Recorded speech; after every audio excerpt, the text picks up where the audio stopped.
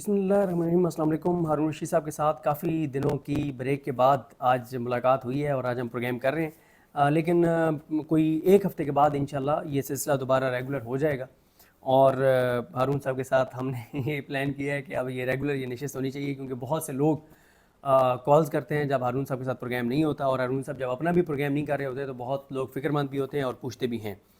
تو لیکن آج موضوعات ہارون صاحب بہت اہم ہیں۔ پہلے میں پہلی ویڈیو کے موضوعات بتا دیتا ہوں جن پہ ہم نے بات کرنی ہے۔ ایک تو جو بونیر اور سوات میں جو سیلابی صورتحال ہے، اس سے پہلے جی بی میں ہم نے دیکھا بہت تباہی ہوئی، لوگ بہہ گئے، اب تو بونیر میں کئی گاؤں کے گاؤں بہہ گئے ہیں۔ اور دوسرا ہم نے بات کرنی ہے میاں نواز شریف صاحب کے حوالے سے، اور یہ شریف خاندان کی جو مری میں محفلیں ہو رہی ہیں، ملاقاتیں ہو رہی ہیں، میٹنگز ہو رہی ہیں، اس میں کیا چل رہا ہے۔ اور اس کے بعد ہم بات کریں گے کہ آج ایک کالم لکھا گیا ہے جس میں ایک بار پھر کہا گیا ہے کہ عمران خان جو ہیں وہ جب تک معافی نہیں مانگیں گے ان کے لیے کوئی رعایت نہیں ہے۔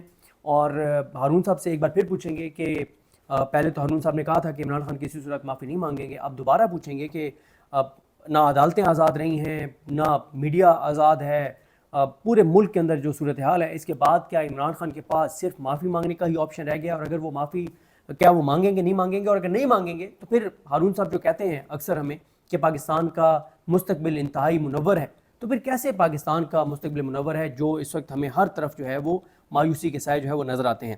قائد اعظم محمد علی جناح کے حوالے سے ان کی تصویر، اور جو ایک نہ صرف ان کی تصویر ہٹا دی گئی ہے، جو پینو فلیکس لگے ہیں، جو بل بورڈ لگے ہیں، جو سرکاری اشتہارات ہیں، اور بات تو یہ بھی ہو رہی ہے کہ اب موجودہ نظام یہ چاہتا ہے کہ قائد اعظم کی بات نہ ہو، موجودہ جو لیڈرز ہیں جو قائد اعظم سے بڑا جن کو بنا کر پیش کیا جا رہا ہے ان کا ذکر ہو۔ تو سمینہ پاشا صاحبہ نے ٹویٹ کیا تھا کہ ہارون صاحب کو یہ ریکویسٹ کرنی چاہیے کہ وہ قائد اعظم کے بہت سے واقعات کئی ولاگز میں بتا چکے ہیں، تو دوبارہ ہارون صاحب سے بات کی جائے تاکہ لوگوں کو پتہ چلے کہ قائد اعظم کی امپورٹنس کیا ہے اور وہ پاکستان کے لوگوں کے لیے کیا ان کی حیثیت اور ان کی اہمیت ہے۔ مساجد والا معاملہ ہے، جس طرح سے مساجد شہید کرنے کے حوالے سے ایک نوٹیفیکیشن آیا، باجوڑ کے حوالے سے بات کریں گے ہارون صاحب۔ کچھ اور بھی چیزیں ہیں وہ ہم نیکسٹ ویڈیو میں کریں گے۔ ٹرمپ ٹریپ کی بات ہو رہی ہے کہ ہم ٹرمپ ٹریپ میں پھنس رہے ہیں، لیکن کچھ لوگ کہتے ہیں کہ نہیں، ہمیں تو امریکہ سے سچا پیار جو ہے وہ اب ملا ہے، ایسا تو پیار ہمیں 78 سال میں نہیں ملا جو پیار ہمیں اب امریکہ میں ملا ہے، اور اس پیار کی تو ہم تلاش میں تھے۔ ہارون صاحب شروع کرتے ہیں۔ میں پہلے بنیر اور سوات سے کرنا چاہ رہا تھا، لیکن میرے خیال ہے آگے جا کے اس پہ ذرا میں نے ڈیٹیل سے آپ کے ساتھ کلائمیٹ چینج پہ بات کرنی ہے۔ ہارون صاحب اس وقت جو آج دو موضوعات ہیں، ایک تو ظاہر یہ سیلاب والا ہے، لیکن عمران خان صاحب کے حوالے سے آج ایک سرکاری اخبار نویس ہیں، انہوں نے ایک کالم لکھا ہے جس میں ایک تو انہوں نے عمران خان کو تشبیہ دے دی ہے شیطان کے ساتھ، اور دوسرا انہوں نے کہا ہے کہ دیکھیں جی، معافی عمران خان مانگیں گے تو ان کے لیے آسانی ہے، ورنہ معافی نہ مانگنے والا شیطان قرار پایا تھا اور معافی مانگنے والے فرشتے بن گئے تھے۔ تو انہوں نے تو کہا کہ عمران خان معافی مانگیں گے تو کوئی آسانی ہے۔ آپ سر بتائیں کہ آپ نے اتنی دہائیاں گزار دی عمران خان کے بہت قریب، تو مانگیں گے عمران خان معافی؟ نہیں، سوال ہی نہیں پیدا ہوتا۔ عمران خان صاحب معافی مانگ سکتے ہیں جہاں کہ وہ غلطی پر ہوں اور وہ اپنی تصحیح کر لیتے ہیں۔ اب میں واقعات ہو جاؤں گا بہت تفصیل میں، تو وہ مناسب نہیں ہے۔ مثلا یہ ہے کہ وہ نماز جو ہے نا نکر میں پڑھ لیتے تھے، ٹھیک ہے، وہ پتہ نہیں تھا۔ مطلب یہ ہے کہ ایک آدمی جو ہے وہ فقہی تمام مسائل سے آشنا تو نہیں ہوتا، ضروری تو نہیں ہے، تو اصل میں تو نیت کا مسئلہ ہوتا ہے۔ تو میں نے ان سے کہا یہ نہیں ہو سکتا، انہوں نے میرے ساتھ کوئی بحث نہیں کی۔ اسی طرح ایک دفعہ وہ بسنت کے ایک تہوار پہ جا رہے تھے، تو میں نے کہا آپ نہیں جا سکتے۔ یہ نہیں میں نے ان سے کہا آپ نہ جائیں، میں نے کہا آپ نہیں جا سکتے۔ انہوں نے کہا وہاں واک کر رہے تھے سین میں، سامنے گھومتے پھرتے رہتے تھے۔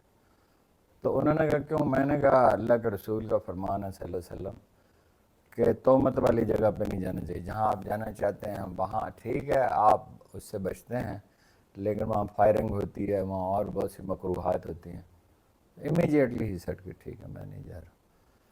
تو حالانکہ وہ پہلے مجھ سے بحث کر رہے تھے کہ وہ میرا دوست ہے تو یہ ہے تو وہ ہے، وہ کوئی دلیل ہو تو آپ ان کو قائل کر سکتے ہیں، تو اگر ان کی سمجھ میں آ جائے تو ان سے وہ کیوں معافی مانگے گئے جی؟ وہ دوسرا وہ سارا کانسیپٹ ہی غلط ہے جی، فرشتوں نے معافی مانگی تو انسان نے معافی، اور نے شیطان نے معافی نہیں مانگی۔ معافی تو وہاں کوئی ذکر ہی نہیں ہے۔ وہ تو اللہ نے ارشاد کیا کہ سجدہ کرو، تو سب نے سجدہ کیا، شیطان نے نہیں کیا۔ اس کو اپنی عبادت کا ذوم تھا، اس نے کہا میں آگ سے بنایا گیا ہوں، یہ مٹی سے بنایا گیا ہے. تو اور اس نے چیلنج کیا ایک طرح سے اللہ تعالیٰ کو، کیونکہ وہ انسان کو جانتا تھا. حضرت آدم سے پہلے 1000 نسلیں انسانوں کی گزر چکی تھی. فرق یہ ہے کہ وہ جواب دہ انسان نہیں تھا، نہ اس پہ پیغمبر آئے، نہ اس پہ کتاب اتاری گئی، نہ اس کو ہدایت دی گئی. تو یہ تو وہ 80 کروڑ سال کا تقریباً ارتقاء ہے جس میں حضرت علی سے پوچھا گیا تھا آدم سے پہلے کون تھا، ان کا آدم ہی تھا. اس سے پہلے کون تھا، آدم ہی تھا. تو وہ تو یعنی معافی کا تو وہاں سوال ہی نہیں پیدا ہوا. تو انہوں نے فرشتوں نے کہا خون ریزی کرے گا انسان. تو حضرت آدم سے ان کو یہ اندیشہ کیوں ہوا؟ اس لیے کہ جو نسل اس سے پہلے گزر چکی تھی، جو آخری نسل تھی ہومو سیپینس کی، جی سر، یعنی سوچنے والا انسان، مگر وہ جواب دہ انسان نہیں تھا. تو وہ اس کا برین سائز بڑا تھا انسان سے، مگر وہ آدم خور تھے، ایک دوسرے کو کھا جاتے تھے جب انہیں بھوک لگتی تھی، کوئی اور شکار نہیں ملتا تھا. جی سر. تو یہ معافی کا کہاں سے اس میں سوال ہو گیا؟ اور آپ عمران خان کو شیطان سے کیسے تشبیہ دے سکتے ہو؟ تو وہ کامل برائی ہے، اس نے اللہ کے سامنے کھڑے ہو کے ان کی بات ماننے سے انکار کیا. اور جو ان کے حریف ہیں وہ تو استغفر اللہ، کو اللہ سے مشابہت تو نہیں ہے ان کی. ویسے انہوں نے کہا بھی نہیں یہ بات. انہوں نے اصل میں ایک طاقتور شخصیت کا حوالہ دیا کہ انہوں نے یہ بات میرا خیال نہیں انہوں نے کہا ہوگا، ان کو بات سمجھنے میں دشواری ہوئی. مجھے میرے محترم دوست، مرحوم بزرگ دوست میاں اظہر نے جو پہلے نصیحت کی تھی وہ یہ تھی، میں ان سے بہت ملتا رہتا تھا، بہت ان کے ساتھ ایک گہرا تعلق تھا ذاتی، کہ پاورز آف کاریڈور میں آتے ہی آدمی کی آنکھیں چوندے آ جاتی ہیں، اس لیے میرے ساتھ صاف بات کرو. ٹھیک ہے؟ تو وہ بعض اوقات آدمی ایسی کیفیت میں ہوتا ہے ایسے موقع پر کہ وہ بات نہیں سمجھ سکتا. میں نہیں سمجھتا کہ جو منصوبہ انہوں نے بات کی ہے وہ اس طرح کہی گئی ہوگی. ہارون صاحب یہ بتائیں، آپ کہتے ہیں کہ عمران خان معافی نہیں مانگے گا، اور ساتھ آپ یہ بھی کہتے ہیں کہ پاکستان کا مستقبل بھی منور ہے، روشن ہے، اور پاکستان کا مستقبل تو جو بظاہر ہمیں نظر آتا ہے، معذرت کے ساتھ سر جو سوال ہے میرا وہ یہی آتا ہے کہ جی عمران خان کو لوگوں نے ووٹ دیا ہے، وہ باہر آئے، ملک کا سوچے، پاکستانیوں کا سوچے، احساس رکھتا ہے، درد رکھتا ہے، ملک کو آگے لے کر جائے گا. لیکن اس وقت عدلیہ کے حالات اور صورتحال آپ کے سامنے ہیں، جیسے جائی افریدی جو کر رہے ہیں، باقی ہائی کورٹ کے جج جو چیف جسٹس کر رہے ہیں، میڈیا کی صورتحال آپ کے سامنے ہیں. عوام اس بڑی تعداد میں نکلتی نہیں ہے کیونکہ خوف ہے 26 نومبر کے بعد بہت زیادہ. تو پھر کس بنیاد پہ سر آپ یہ بات کرتے ہیں کہ پاکستان کا مستقبل منور ہے؟ دیکھیں نا، پاکستان کا پوٹینشیل دیکھیں کیا ہے. پہلے تو یہ دیکھ لیں، یہ جو جھڑپ ہوئی، جنگ نہیں ہوئی، جھڑپ ہوئی، جی سر. اگرچہ اس میں اتنی زیادہ پاکستان نے گولہ باری کی اور کہ جتنی 65 کی پوری جنگ میں نہیں کی گئی تھی. اس کا نتیجہ کیا نکلا؟ کس طرح اللہ تعالیٰ نے چین کو آپ کی پشت پہ لا کے کھڑا کیا. چینی کو آپ سے خوش تو نہیں تھے، ان کے لوگ یہاں مارے گئے. امریکہ کی طرف آپ جا رہے ہیں معدنیات کے معاملے میں اور بہت سی چیزوں پہ وہ کوئی زیادہ خوش تو نہیں ہے، لیکن اس کے باوجود وہ ڈٹرمنڈ ہیں اس پر.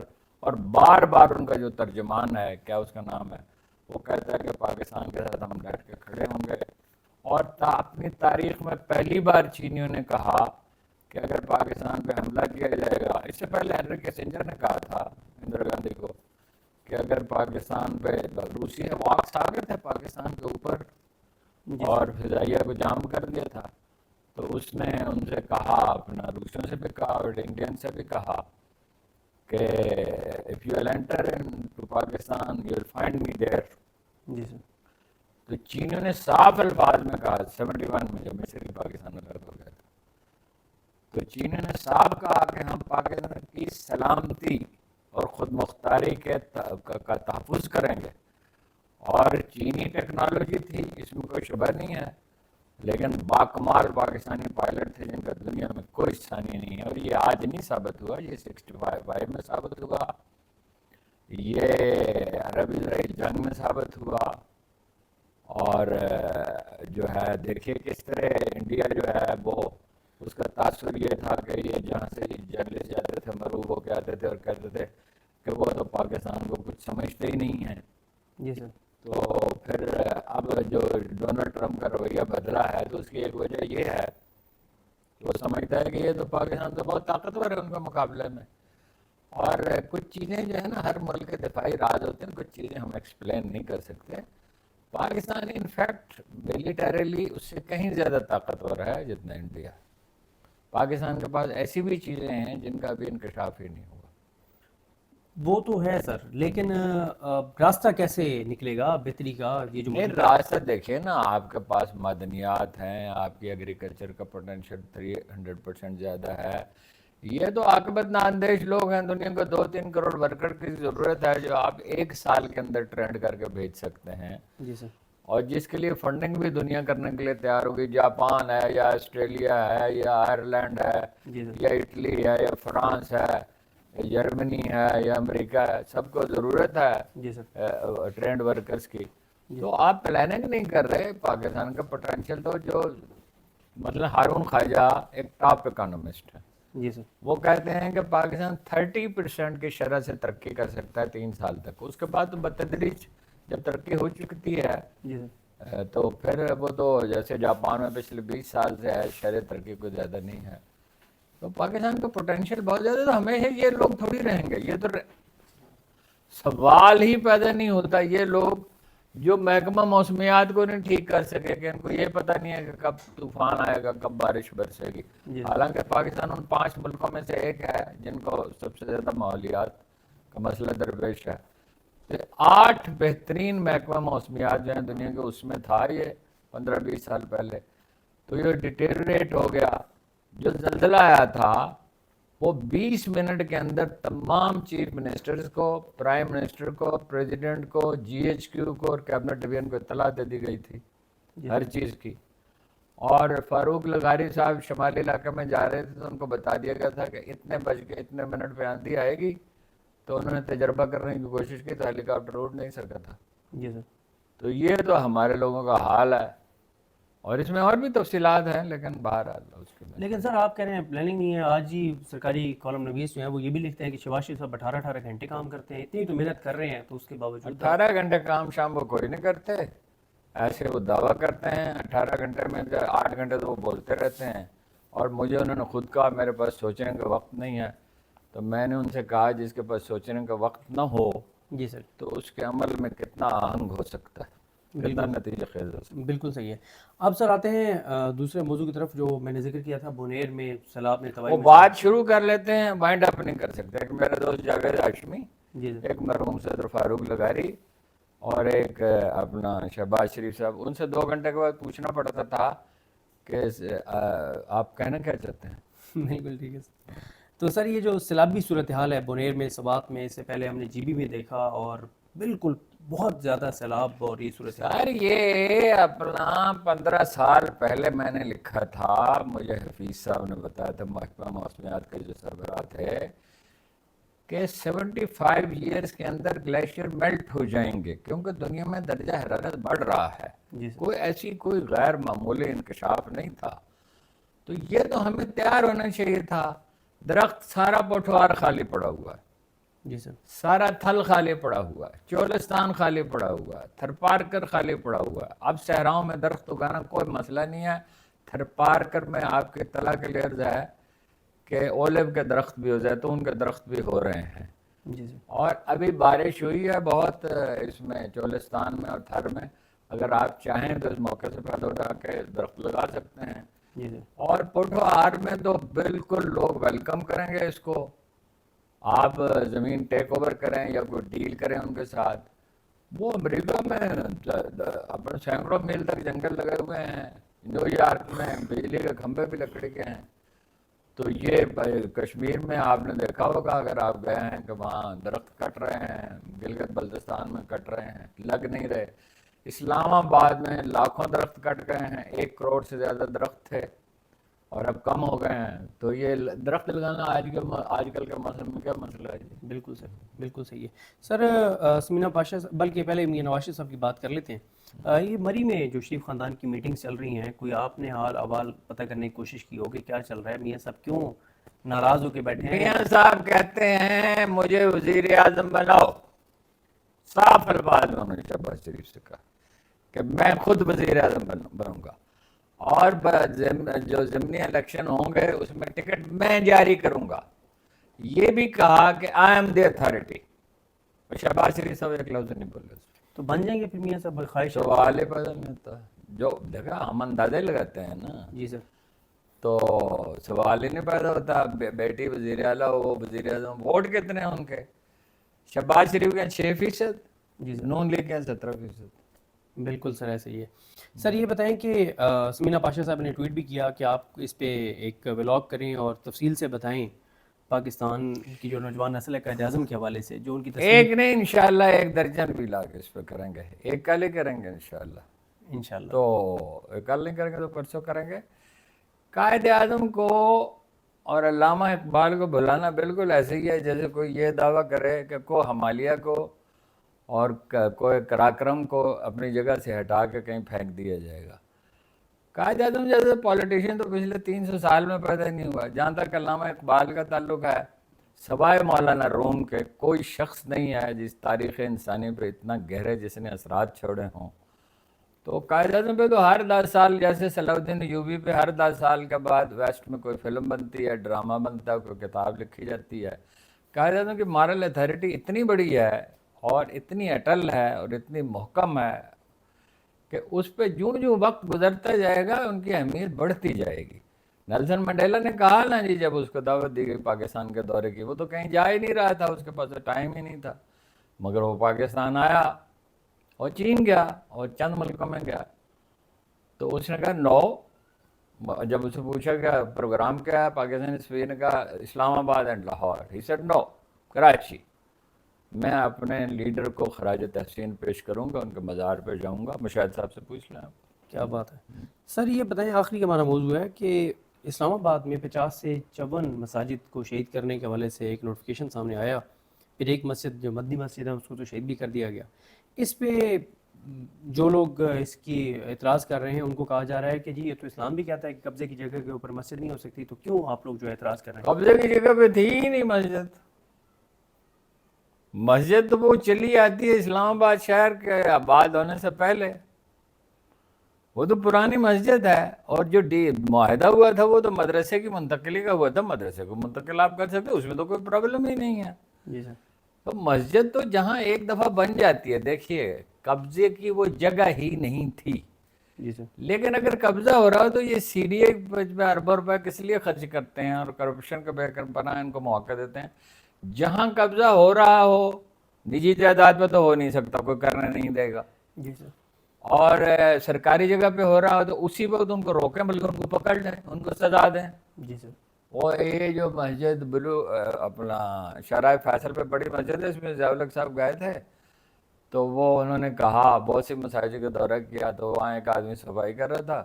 انہوں نے اس سے کہا کہ تم وہ آدمی ہو جس نے قبضہ کیا ہے. اس نے کہا سبحان اللہ, پورے ملک پہ قبضہ کر کے آپ مجھ سے کہتے ہیں کہ مسجد پہ قبضہ کیا. میں تو جھاڑو دے رہا ہوں, تو میں نے قبضہ کیا, ادھر کوئی کمرشل پلازا بنایا ہوا ہے میں نے.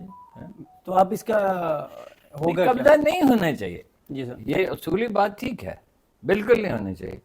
لیکن جب مسجد فیصل ایونیو پہ مسجد بن رہی تھی, اتنی بڑی مسجد, جی سر. تو روکا کیوں نہیں؟ سی ڈی اے والے ملے ہوتے ہیں نا. بالکل. تو اب مولانا صاحب کے حوالے سے تو بتایا جا رہا ہے مسجد نہیں گرا سکتے, لیکن مولانا مسجد جو گرائیں گے نا اس کے ملبے کے نیچے آ جائے گا گرانے والا. بالکل صحیح ہے. تو مولانا صاحب تو اطلاعات ہیں کہ ان کو تو بتا دیا گیا کہ آپ نے اس کو آپ زیادہ معاملے کو نہیں آگے لے کے جانا, اور وہ تو نہیں وہ کریں گے. تو پھر مولانا کو کون پوچھتا ہے؟ وہ مولانا کی اپنی پارٹی کے لوگ ان سے پوچھے بغیر حرکت میں آ گئے. اور بعض چیزیں خودکار ہوتی ہیں بھائی. جیسے آپ کسی کے گھر کو آگ لگانے کی کوشش کریں تو اسی وقت نہ صرف گھر والے, سارے محلے والے جمع ہو جائیں گے. مسجد کا معاملہ بہت نازک ہے. دیکھیے جب وہ اس کا مسئلہ تھا گورنر سلمان تاثیر کا, تو اس ملک کے سب سے طاقتور آدمی نے ایک اسکالر سے پوچھا کہ آپ اس بارے میں کیا کہتے ہیں. انہوں نے کہا تیزاب میں ہاتھ مت ڈالیں. رسول اللہ صلی اللہ علیہ وسلم کا معاملہ ایسا ہے اور حدود کا معاملہ ایسا ہے, جو چیز رسول اللہ صلی اللہ علیہ وسلم سے منسوب ہو گئی اس میں مسلمانوں کے جذبات بہت نازک ہیں. جو آدمی اس کو چھیڑے گا وہ تباہ ہو جائے گا. تو مسجد جو ہے وہ, کل مجھے کسی نے میسج بھیجا کہ یہ آپ بے سروپا بات کر رہے ہیں. مسجد کے بارے میں رسول اللہ صلی اللہ علیہ وسلم سے منسوب ہے اگر میں غلط ہوں تو علماء اس کی تصدیق کر دیں کہ مسجدیں خانہ کعبہ کی بیٹیاں ہیں، کعبہ کی بیٹیاں ہیں۔ مسجد بہت مقدس چیز ہے، مسلمان کبھی اس کو گوارا نہیں کرے۔ وہ تو اسرائیل کو بھی تسلیم کرنا چاہتے ہیں، کر کے دیکھ لیں، بالکل سر، اور کشمیر کو بلانا چاہتے ہیں تو بلا کے دیکھ لیں۔ بالکل صحیح ہے۔ چلیں سر، یہ کشمیر اور اسرائیل والے ٹاپک پہ نیکسٹ ویڈیوز میں بات کریں گے۔ ہمیں اپنی دعا میں یاد رکھیے۔ اللہ حافظ۔